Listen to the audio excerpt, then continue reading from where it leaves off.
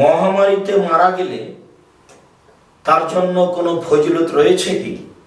বা আমরা এখন যে করোনা ভাইরাসের একটা বিপদ দেখতে পাচ্ছি, করোনা ভাইরাসে আক্রান্ত হয়ে মানুষ যদি মারা যায় তাহলে এর কোনো ফজিলত বা ভালো দিক আছে কিনা? সম্মানিত দর্শক মণ্ডলী, তাও কলেরা বা মহামারী, বা আমরা যেভাবে বুঝি কলেরা মহামারী বলতে হঠাৎ মারা যাওয়া, সে ডায়রিয়ার কারণে হোক বা কোনো দুর্ঘটনাজনিত বিষয়ে হোক, যদি মানুষ মহামারী বা কলেরায় মারা যায়, এ ব্যাপারে রাসূল সাল্লাল্লাহু আলাইহি সাল্লামের পক্ষ থেকে বেশ কিছু গুরুত্বপূর্ণ কথা রয়েছে। রাসূল সাল্লাল্লাহু আলাইহি ওয়াসাল্লাম বলেছেন, আত-তাউন শাহাদাতুন লিকুল্লি মুসলিমিন।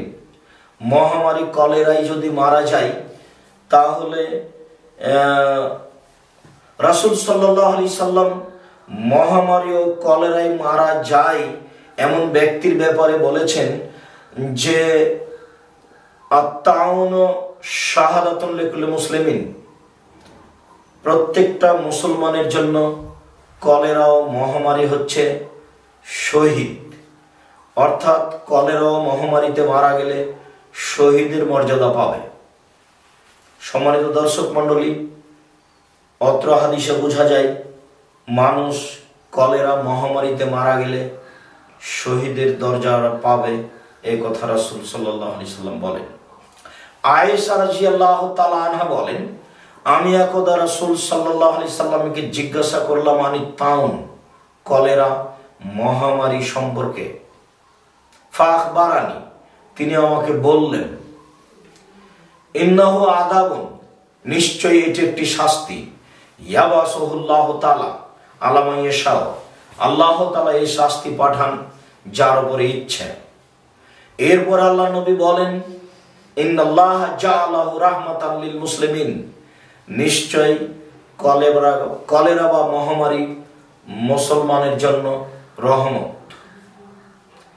রাসূল সাল্লাল্লাহু আলাইহি সাল্লাম আরো বলেন, লাইসা মিন আহাদিন ইয়াকাউতাউন ফায়ামকুসু ফি বালাদিহি, যদি কোনো মানুষকে কলেরা বা মহামারী ধরে বা কোনো এলাকায় কলেরা বা মহামারী ছড়িয়ে পড়ে, সে এলাকায় কেউ যদি অবস্থান করে, সাবেরান মুহতাসিবান, ধৈর্য ধারণ করে, নেকির আশা করে। আন আয়েশা রাদিয়াল্লাহু তাআলা আনহা قالت سألت رسول الله صلى الله عليه وسلم عن الطاعون فأخبرني أنه عذاب يبعثه الله على من يشاء وأن الله جعله رحمة للمؤمنين ليس من أحد يقع الطاعون فيمكث في بلده صابرا محتسبا يعلم أنه لا يصيبه إلا ما كتب الله له إلا كان له مثل أجر الشهيدين। আয়েশা রাদিয়াল্লাহু তাআলা আনহা বলেন, আমি রাসূল সাল্লাল্লাহু আলাইহি সাল্লামকে জিজ্ঞাসা করলাম মহামারী কলেরা সম্পর্কে। ফাখবারানি, তিনি আমাকে বললেন, আন্নাহু আযাবুন, নিশ্চয়ই এটি একটি শাস্তি, ইয়াবাসাহুল্লাহু আলা মান ইয়াশা, আল্লাহ তাআলা এই শাস্তি পাঠান যার উপরে ইচ্ছা করেন।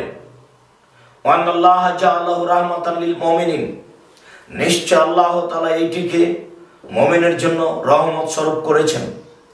লাইসা মিন আহাদিন ইয়াকাউতাউন, নেই এমন কোন ব্যক্তি যার উপরে মহামারী আসে, ফায়ামকুসু ফি বালাদিহি, সে ব্যক্তি তার স্থানে তার দেশে থেকে যায়।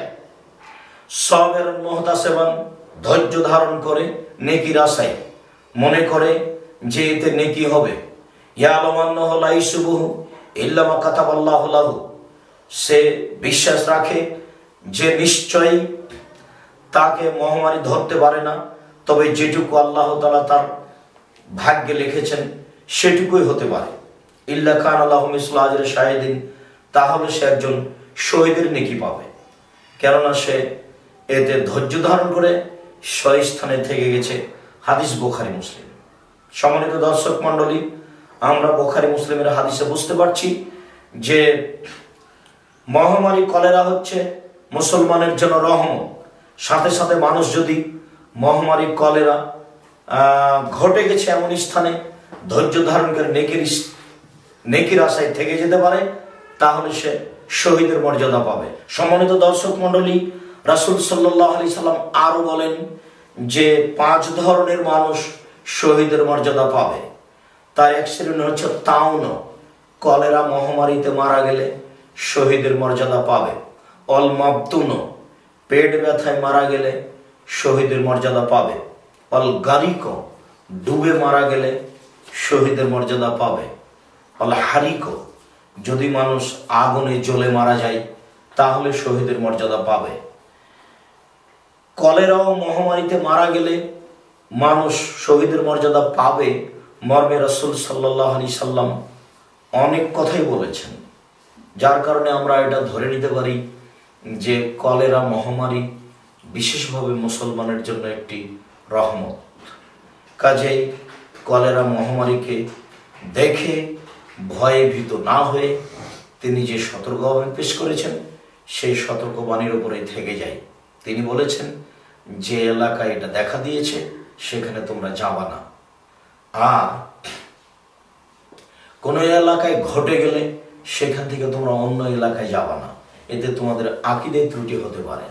আমরা একে রহমত মনে করে শহীদের দরজা পাবো আশায় থেকে যাই। আর এই বিষয়ে রাসূল সাল্লাল্লাহু আলাইহি ওয়াসাল্লাম যতটুকু সতর্ক করেছেন সেই সতর্কতা অবলম্বন করি। আল্লাহ আমাদের তৌফিক দান করুন। আসসালামু আলাইকুম।